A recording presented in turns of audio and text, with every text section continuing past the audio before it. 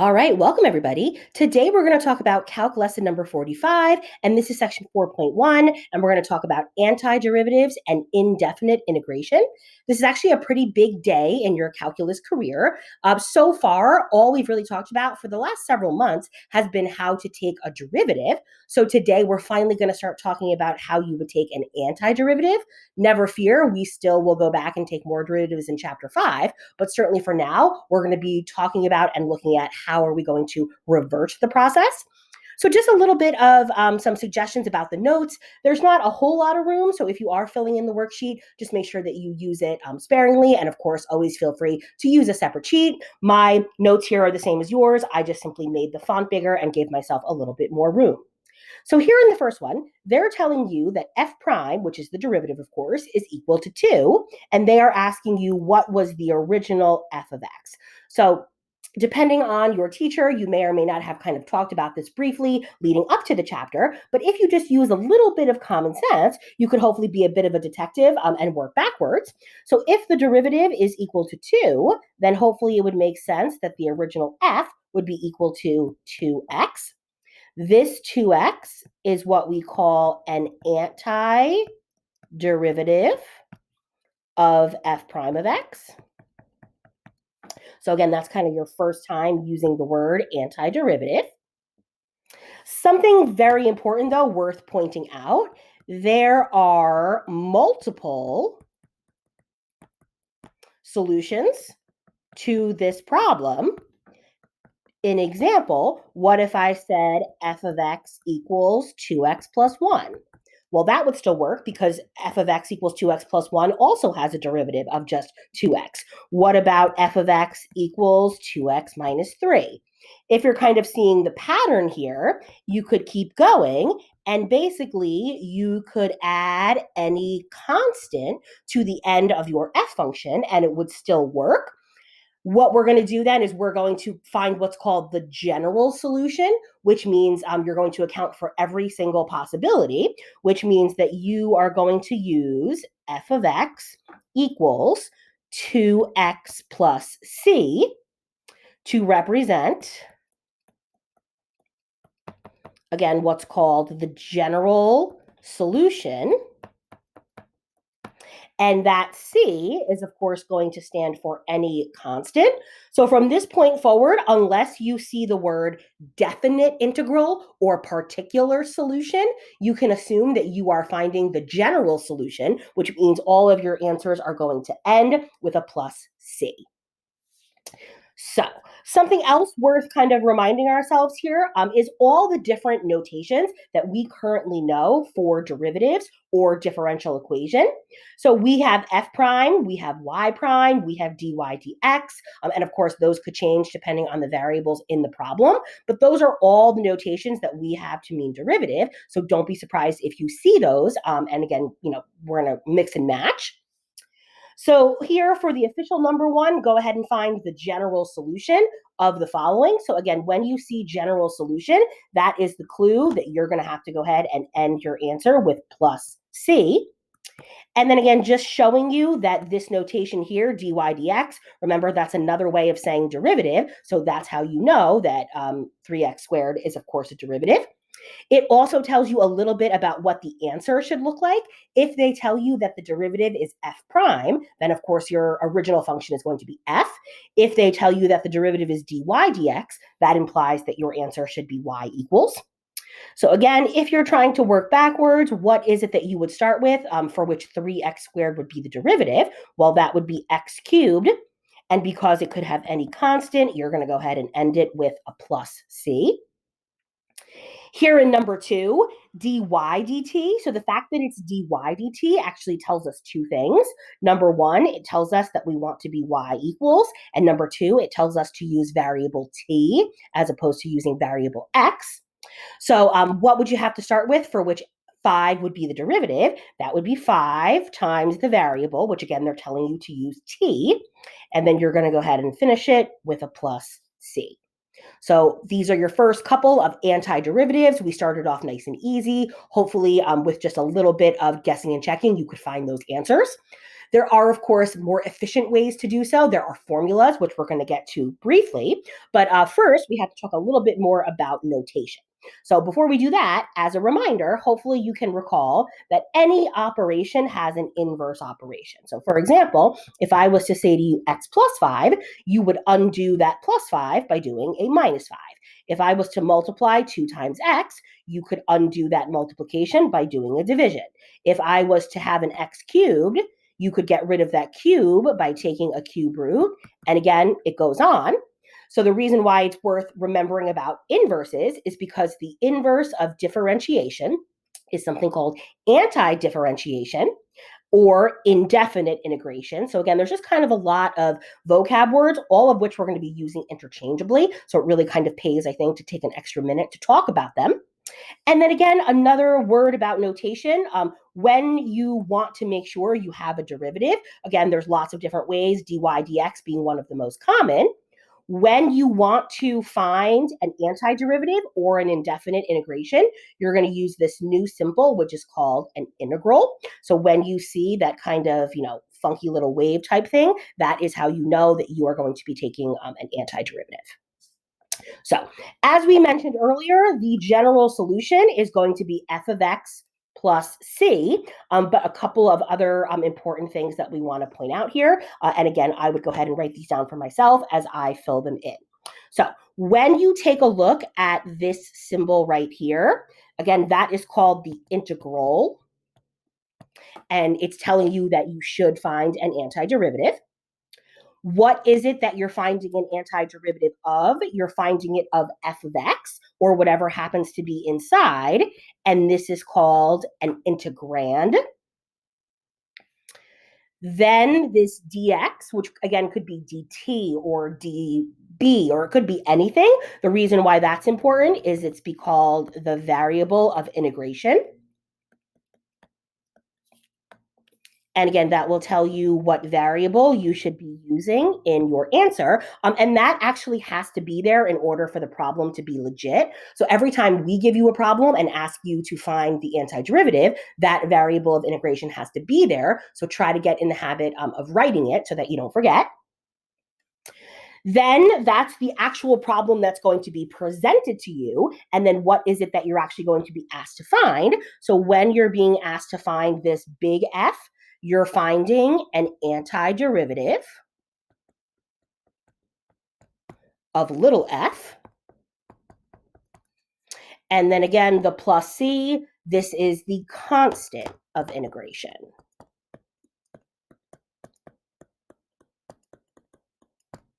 So it is worthwhile, again, to take a second to label all the different parts. They all have to be there on the left side in order for the problem to be legit. They all have to be there on the right side in order for your answer to be considered complete. And again, because of the fact that you are going to be using all those vocab words, I think it's very important that you make sure where they come from. So again, in terms of the words, if you were to see something like this, again, you're going to see that new integral symbol, f of x dx. You would read that as the antiderivative of f with respect to x. So again, the dx here, that is going to give us the variable of integration. And then just to point out one more time, the term indefinite integral is the same as saying antiderivative. We're going to use them interchangeably. If you're wondering, is there something called a definite integral? Well, there absolutely is, and we're going to get to those later in the chapter. So the first day of the chapter is always kind of long, so a little bit of background here. We'll get into the problem soon enough. But before we do that, we, of course, want to go back to that formula sheet that you guys got at the beginning of chapter 2. Hopefully your teacher has reposted it or redirected it to its location. And I just want to pull that up for a second. So this formula sheet, again, you were sent. It's probably still in your class notebook. And the entire front side were all of your derivative formulas. Now, to this point in time, there are actually still some of them on there that we haven't done. But we have done everything in the left-hand column, and then we have done everything up through the trig. Notice we haven't done any of the log or exponential stuff. That's what's going to come along in chapter 5. But because every operation has an inverse, which we remembered a few minutes ago, for every formula for derivatives, there is an opposite formula for an antiderivative. So if you have it printed out, this would be page 2 or the backside, depending on how you printed it. And we're going to go ahead and focus for now on the 5 basic integration formulas and then also the trig integration formulas. So you'll have them here on your formula sheet where you can just go for easy one-stop access. And then I also listed them here on the notes for today. So if you're trying to integrate or find the antiderivative of 0, that would be equal to just any constant. If you were trying to integrate just a constant other than 0, that would become the constant times the variable, and then, of course, plus c. Then the next one isn't really a formula. It's more of just an algebraic reminder, which says if you're trying to find the antiderivative of some constant times some function, you could move the constant to the outside and then just take the derivative of the function using the appropriate rule. If you're trying to find the antiderivative of multiple terms being added or subtracted, the rules say you're basically just going to find them one at a time and then put the appropriate sign between. And then to be honest, this last one here is probably the one that you are going to use the most. This is the one that you would use to undo the power rule. So if you have some variable raised to some exponent and you want to go ahead and integrate it, you're going to go ahead and raise that exponent to the one higher power, and then you're going to also have to divide by that same power. And again, just to point out here, every single one of these formulas that are actual rules are going to go ahead and end with a plus c. So the first 3, and then again, these 2 here are really more algebraic rules. So that's why they don't have the plus c. So again, you don't have to memorize these, although even just after a couple of examples, I'm sure that you're going to be pretty adept at using them. And then always as a reminder, you can check your answers by taking the derivative.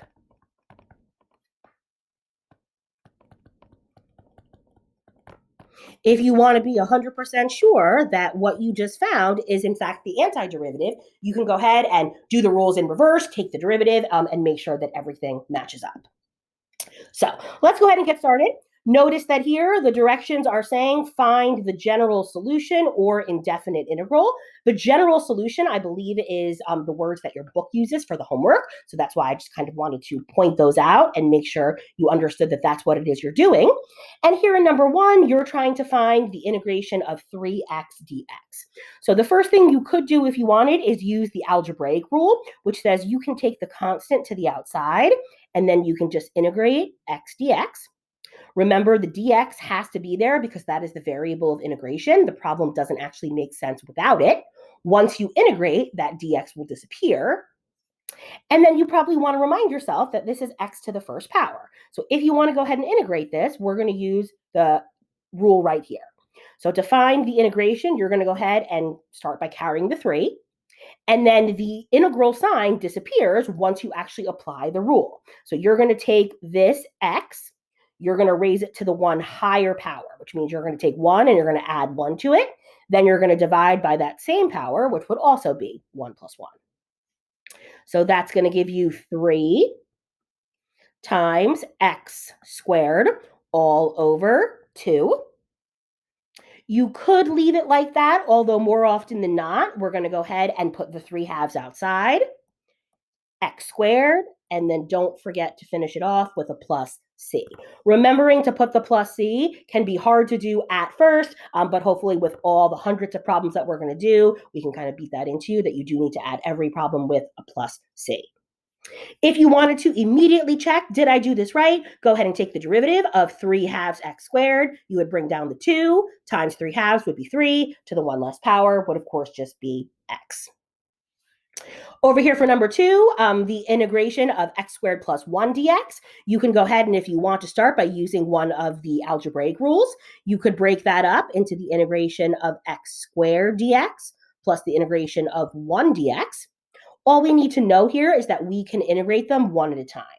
So if you're trying to integrate x squared, you're again going to take that exponent to the one higher power, which would be 3. Let me go ahead and just write it as 2 plus 1 divided by 2 plus 1. Then the integration of any constant other than 0, that's this rule right here, which says you're going to have the constant times whatever the variable of integration is, which in this case is x. So this is going to be a 1x. A little bit of simplifying, so this becomes x to the third divided by 3, again, most commonly written as 1/3 x cubed plus x, and then try not to forget the plus c.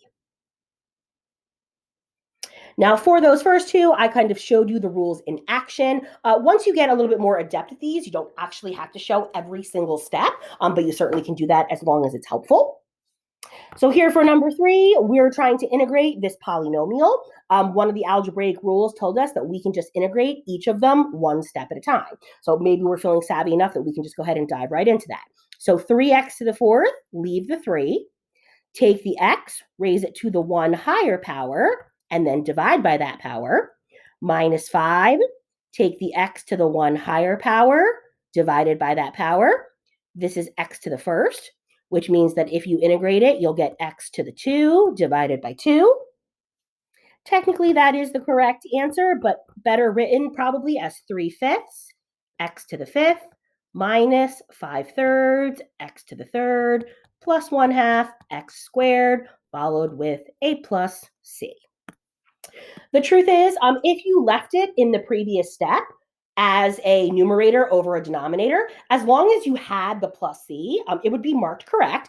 But because it's easier to check in this format, and just in terms of what you might be asked to do with it, you might want to consider rewriting it as I've done. But technically, they would both be correct so long as you had the plus c.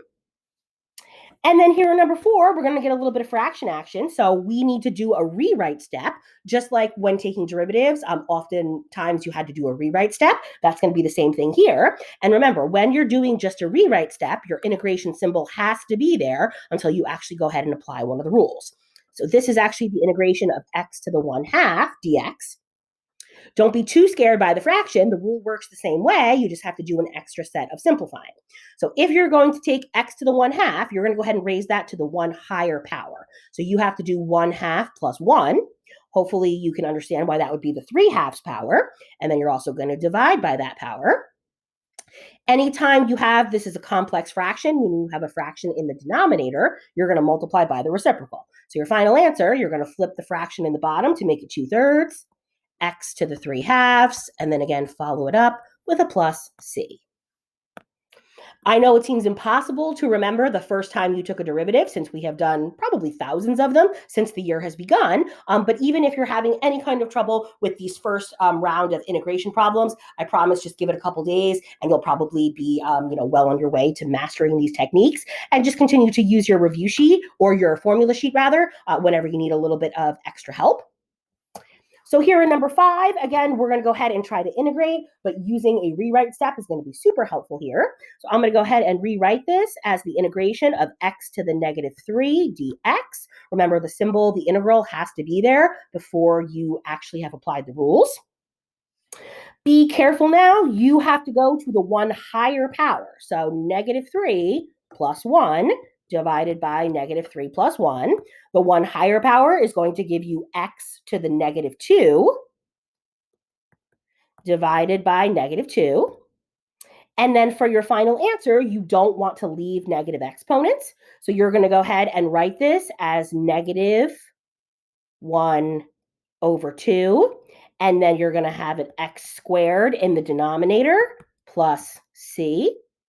So again, even though the negative is in the denominator, we generally tend to put it in the top or out front. That's just a little bit more proper. And then the 2 is in the denominator, and the x squared, when you move it to the denominator, the exponent becomes positive. And then again, don't forget to finish it off with a plus c. Now, here is where we have to start getting a little bit careful. If you go back to your formula sheet for a second, and you go back to the derivative formulas, notice these more complicated problems: the product rule, the quotient rule, and the chain rule. If you now look at the backside of the integration formulas, there are no integration rules that are the opposite of those rules. Turns out that those rules are so complicated that they actually get their very own section. We're not going to even do those for another couple of weeks. So if you think that you know a way to integrate the opposite of the quotient rule or the chain rule or the product rule, you don't. So if you find yourself with a problem that looks like you need to do that, that means you need to rewrite. So again, something like this, if you were asked to take the derivative, you would use the quotient rule. There is no opposite to the quotient rule, so don't make up your own. That is the clue, again, that you have to rely on the rewrite. So in order to do the rewrite here, you're going to use the old heart strategy, which says if you have more terms on the top compared to the bottom, you can go ahead and break that up into two separate fractions. So this is going to become the integration of x over x to the first dx plus the integration of 1 over x to the 1/2 dx. And again, just a rewrite step. I'm going to do another rewrite step. So x over x to the 1/2, I'm going to rewrite the numerator as x to the 2/2. If you have x to the 2/2 divided by x to the 1/2, if you reduce those x's, you're going to get the integration of just x to the 1/2. Then I'm going to rewrite the second expression so that it's to a negative exponent because that's a little bit friendlier. And only now that I've done this important rewrite step am I actually ready to apply the rule and go ahead and find the integration. So x to the 1/2, 1/2 plus 1, so to the higher power is 3/2 divided by 3/2, plus negative 1/2 plus 1 would actually make it to the positive 1/2 power, again, divided by 1/2. So flip your denominator, so that's going to give you an answer of 2/3 x to the 3/2 plus 2 x to the 1/2, and then again, don't forget to finish it off with a plus c. So just a little note here as we go ahead and approach number 7. So the video is obviously getting a little bit on the longer side. If you're watching it on your own, this would be a good time to take a quick break. If you're watching it with your class, perhaps this is a time for your teacher to ask you for questions. The truth is the first day of a new unit, especially in this case, it's kind of the first day of the second half of the year. It's always a little bit longer. There's always a lot of information. So hang in there. And then we promise upcoming lessons will obviously be a little bit shorter. So here for number 7, 2 over the square root of x, we're going to want to go ahead and rewrite that before we go ahead and do anything. Remember, you could also take out the 2. So you could write this as 2 times the integration of x to the negative 1/2 dx. Then when you go ahead and integrate, leave the 2, take the x to the 1 higher power, which would be the positive 1/2 divided by 1/2. When you go ahead and multiply by the reciprocal, you're actually going to get 2 times 2, which would be 4, x to the 1/2, and then don't forget plus c. And just as a note, you could just as easily write that as the square root of x for your answer, which would, of course, be equally correct. Over here for number 8, 2t plus 1 squared dt. So notice that because of the fact that the variable is t, that just means that your answer should be in t's instead of x's. Not a huge deal if you forget, but try to just get used to using all different kinds of variables. T is most often used for word problems, which of course we're going to see in upcoming lessons. Again, t plus 1 squared. Think about if you were taking the derivative of that. You would have to use the chain rule. You do not have an antiderivative formula to undo the chain rule, at least not yet. So that is, again, the big clue to you that you're going to want to focus on the rewrite. So the rewrite here is to actually go ahead and FOIL. So then this would become the integration of t squared plus 2t to the first plus 1, and technically that whole thing should be parenthesized dt. And now life is good. You're just going to go ahead and integrate them one at a time. So t to the third divided by 3 plus 2t squared divided by 2 plus 1t. A little bit of simplification will give you 1/3 t to the third. The 2's would cancel, so you simply would get a t squared plus t, and then, of course, plus c. Here in number 9, again, if you were taking the derivative, you would be using a quotient rule. There is no inverse for the quotient rule, at least not yet. So again, the rewrite is going to be your bread and butter here, and this is another one of those heart problems. So you're going to go ahead and break this up into the integration of x cubed over x squared dx plus the integration of 3 over x squared dx. No integration has occurred. That's just the rewrite. Then I'm going to do another rewrite. So x cubed over x squared, that really just simplifies to be the integration of just x. And then I'm going to rewrite this as 3x to the negative 2. Now and only now am I allowed to go ahead and actually pull the integration trigger. So this is going to be x to the 1 higher power divided by that power plus leave the 3, x to the 1 higher power. Always be a little careful with the negatives. Negative 2 plus 1 is negative 1 divided by negative 1. Final answer, go ahead and simplify. So I'm going to write this as 1/2 x squared and then minus 3 over x and then follow it up with a plus c. Then over here in number 10, again, imagine you were trying to take the derivative. You would need to use the product rule. You do not at this time have an opposite of the product rule, which means focus on the rewrite step. So the easiest way is to get rid of the product, which means you're going to go ahead and distribute. When you're distributing, make sure that you remember that this is x to the 1/3 power. So if this is x to the 1/3 power, you're going to go ahead and distribute that 1/3. So if you go ahead and distribute that 1/3, you're going to get the integration of, so x times x, you would add those exponents, and this is x to the first, so that's really x to the 3/3. If you go ahead and add those exponents, 1/3 plus 3/3 is going to give you x to the 4/3 dx. Then minus 4 times x to the 1/3 is just 4x to the 1/3 dx. Very carefully now to the 1 higher power. So 4/3 plus 3/3 would be 7/3 divided by 7/3 minus 4. So 1/3 plus 3/3 would be 4/3 divided by 4/3. Then to get rid of all those fractions in the denominator, remember you're going to multiply by the reciprocal. So when you multiply the first term by the reciprocal, you're going to get 3 over 7, x to the 7/3. Then you're going to get minus 4 times 3/4. The 4s are going to cancel, and you're going to get 3x to the 4/3. And then, of course, you're going to finish it off with a plus c. All right, and as we go ahead and get towards the end of today's lesson, one small but very important thing I want to point out here, so you might want to write it down or you might just want to listen. Almost as important as what we have asked you to do today is actually what we have not asked you to do today. And what I have not asked you to do today is I have not asked you to integrate something like 1 over x dx. If you think for a second about what that would mean, if I was going to go ahead and rewrite that, that would become the integration of x to the negative 1 dx. If you go ahead and follow the rules that we've been using so far, you would take x to the 1 higher power, which would be to add 1, divided by that same power.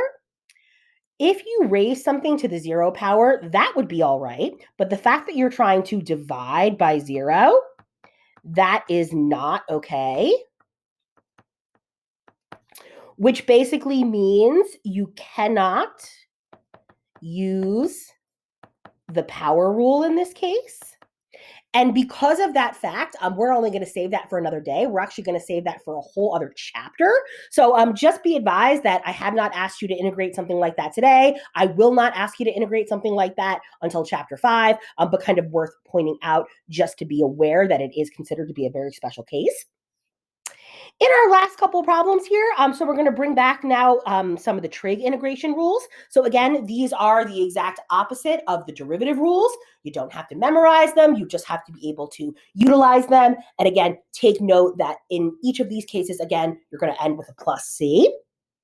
So as we go ahead and look at number 11, you're trying to find the integration of 2 sine x dx.